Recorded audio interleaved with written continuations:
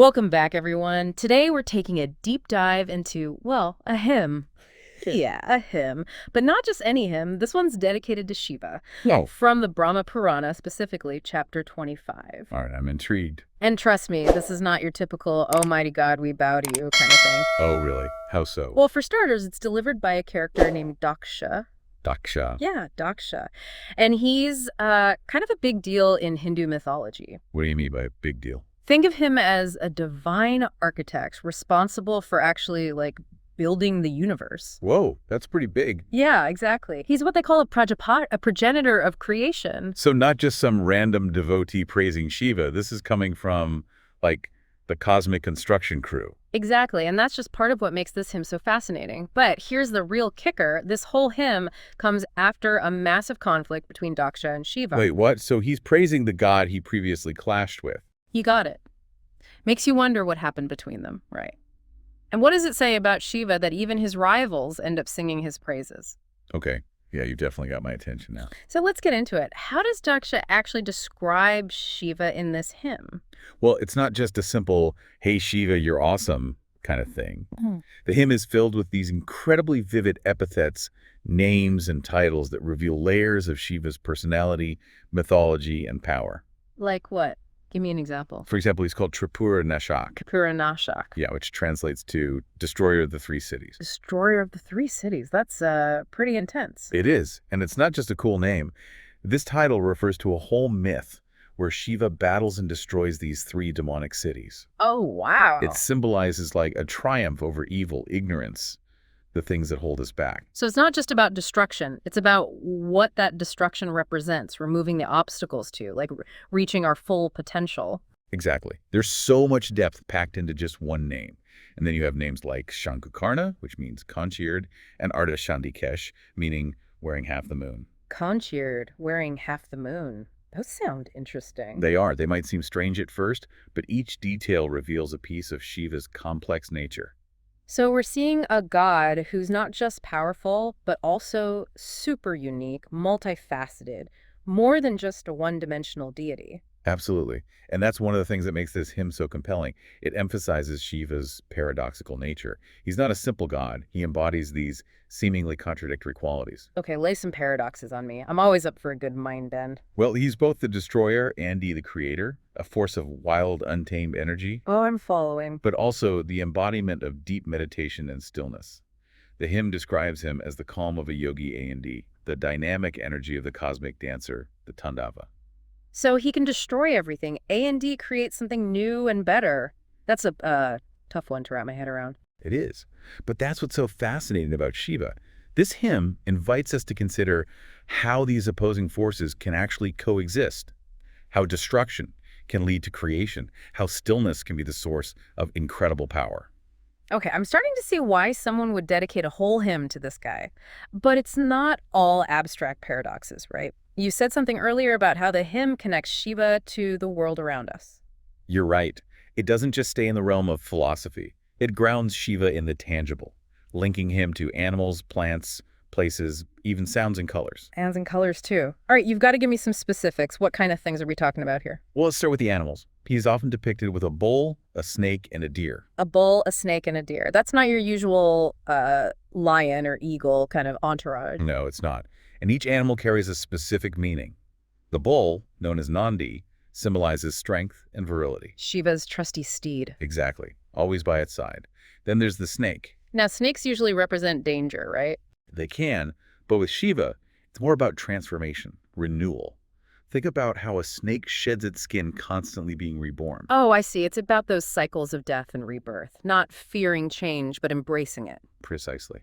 And then we have the deer, a symbol of gentleness, grace, a reminder that even in his most intense aspects, Shiva also embodies peace and compassion. Okay, yeah, I'm really starting to get a picture of just how complex this god is. But wait, you mentioned plants in places too, right? I did. There's the Kinnara flower, for example. Kinnara flower. Yeah, it's known for its beauty and fragrance, connecting Shiva to the sensual beauty of the natural world. So even though he's this ultimate reality, he still appreciates the beauty of a flower. It shows that he's present in everything, from the grand to the seemingly insignificant. And then there are those locations, mountains, crossroads, ancient homes. mountains I can kind of get, but crossroads and old houses. Think about it. Mountains represent strength, stability, but also solitude, that connection to meditation. Right, like Shiva meditating in the Himalayas. Exactly. Then you have crossroads, those places where we have to make choices. Ah, representing Shiva's role as a guide. You got it. He doesn't tell us what to do, but he's present at those moments of decision-making. And those ancient homes symbolize ancestral wisdom, the knowledge of the past. I'm seeing a pattern here. It's like this hymn is creating a map to understanding Shiva, showing how he's present in every aspect of life. You're catching on quickly. This hymn isn't just listing off facts about Shiva. It's ultimately saying that he is Brahman. Brahman. Wait, hold on. That's a pretty big jump from conch ears and deer companions. It is, but that's what makes this hymn so powerful. It's weaving these beautiful descriptions with these really profound philosophical ideas. So, remind me what exactly is Brahman? It's like the ultimate reality in Hindu thought, the source of all existence, the force that connects everything. This hymn is saying Shiva is that force. He's not just a god, he's the very foundation of reality itself. Wow. So when Daksha is praising Shiva, he's saying that he's like the essence of everything, the source of all creation. Exactly. And that's one of the reasons why this hymn is so revered. It's not just showing us the complex nature of Shiva, it's inviting us to consider the very nature of reality. Pretty heavy stuff for him, I gotta say. But I'm definitely hooked. Now, I'm even more curious about why Daksha is praising Shiva in the first place, especially after that conflict you mentioned. Right, that's where things get really interesting. Uh, Why would Daksha sing such elaborate praises to a god he had a falling out with? That's what we'll explore in the next part of our deep dive. Okay, so let's rewind a bit and talk about this cosmic drama between Daksha and Shiva. We've established that Daksha is, a pretty powerful guy, but it sounds like his ego might have gotten a little out of control. It's a classic story, really. Pride and disrespect leading to, well, some pretty serious consequences. Daksha's power went to his head. He became obsessed with status, rituals, all that. Yeah, okay, I'm with you. And that arrogance led him to make a huge mistake.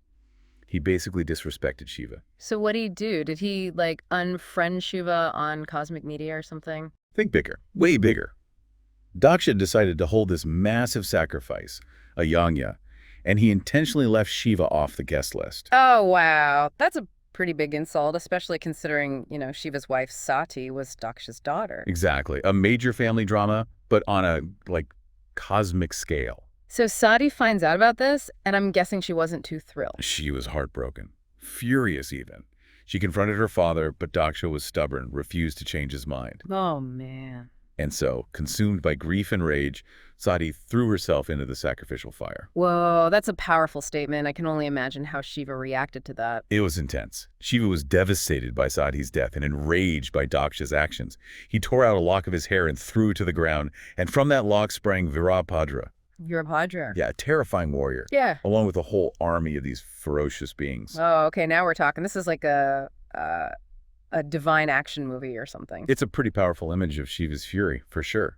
A reminder that even those benevolent deities, well, they have their limits. Yeah, don't mess with Shiva. So what happened next? Virabhadra and his army stormed Daksha's sacrifice, wreaking havoc and ultimately beheading Daksha. Oh, wow, he actually got beheaded. Yep.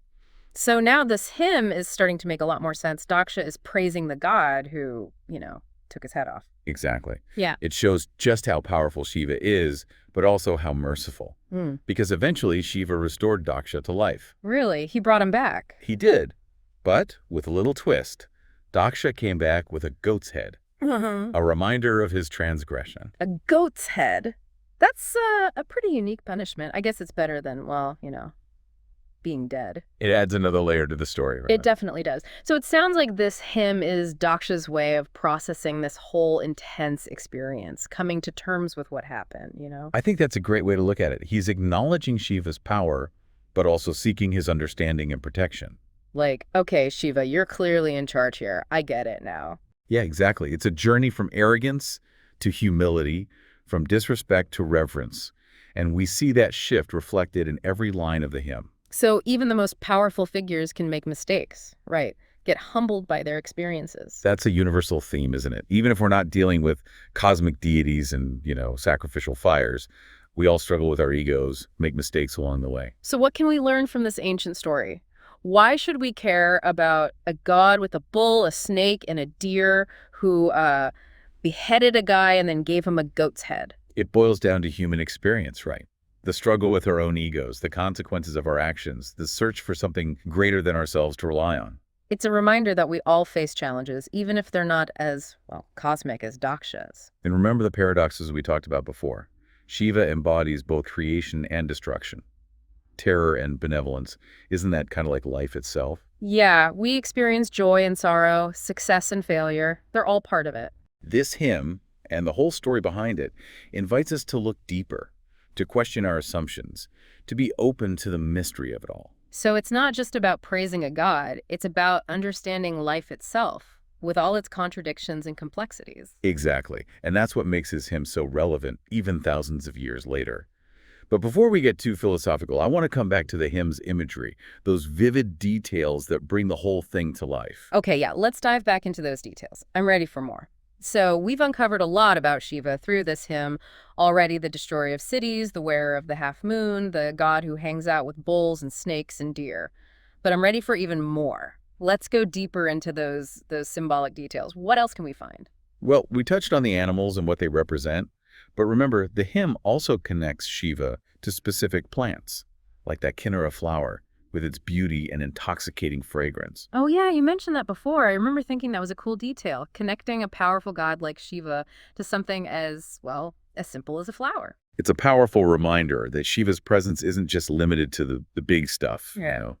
He's also found the beauty of nature, in the little things that make life so rich and sensory. It's like the hymn is saying, hey, I might be the ultimate reality, but I can still appreciate a beautiful flower. Exactly. And those locations we discussed, they're not just random settings. They're carefully chosen to show us different aspects of Shiva's nature. Mountains, as we said, represent strength and stability. But they're also places of solitude, perfect for meditation. Makes sense, since Shiva is often depicted meditating high up in the Himalayas, embodying that stillness and inner power. Right. And then we have crossroads, those places of decision, of transition, symbolizing Shiva's role as a guide, you know. He's there to help us choose our path, but ultimately the decision is ours. That's a pretty empowering message. Absolutely. Yeah. Even those ancient homes, often forgotten and crumbling, they hold a deep symbolism too, representing the past, the ancestral wisdom that Shiva embodies. It's like he's connected to a time before our own, a source of ancient knowledge and power that we can tap into. That's beautifully put. And the hymn doesn't just use visual imagery, you know. It also evokes Shiva through sounds and colors, creating a truly immersive experience for the reader. Right. We've talked about what we can see, but there's so much more to it than that. Exactly. The hymn mentions the thunderclap, for example, that echoes Shiva's cosmic dance, that powerful dynamic energy that both creates and destroys. And then there's the sound of the conch shell, a sacred instrument often used in rituals, calling us to awaken to our true nature. And what about the colors? I remember reading about specific colors associated with Shiva. Oh, absolutely. White symbolizing purity, blue representing his throat after he swallowed poison to save the world, red for his fiery energy and power. So it's not just about what we see, it's also what we hear, what we feel. A truly multisensory experience that helps us connect with who Shiva is. And ultimately, it's an invitation to go beyond just intellectual understanding, you know, and tap into a deeper, more intuitive connection with this amazing deity. This has been such an incredible deep dive. We've gone from deciphering these ancient names to exploring the depths of symbolism and philosophy. I'm amazed by how much wisdom and insight is packed into a single hymn. But I have to ask, what does it all mean for us, today? We may not be building sacrificial fires or battling deities with goat heads. Is there something in this ancient hymn that still speaks to the modern world?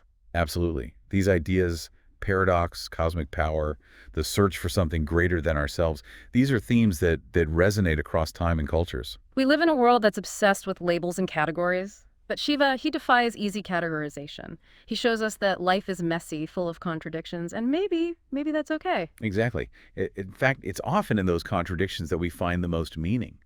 Shiva teaches us to embrace the full spectrum of existence, the light and dark, the joy and the sorrow, the creation and the destruction. It's like he's saying, life's a wild ride, buckle up and experience it all. I love that. This hymn and the myth behind it invites us to look deeper, to question our assumptions, to find a sense of awe and wonder in the face of the unknown. Beautifully said. So, for our listeners who are feeling inspired to learn more about Shiva, where can they go from here? What are some resources they can explore? There's a whole world of Hindu mythology and philosophy out there. Explore other hymns to Shiva. Dive into the epics like the Mahabharata and Ramayana. He Mm. plays a big role in those stories too. You'll Mhm. find a deeper understanding of his complexities and his importance in Hindu tradition. And maybe, just maybe, you'll start to see those symbols, those paradoxes, reflected in your own life. The bull's strength in a storm cloud, the snake's renewal in a fallen leaf, the dance of creation and destruction in the changing seasons. What a beautiful thought. This hymn to Shiva, it's not just an ancient text. It's a living invitation to experience the divine in every aspect of our lives.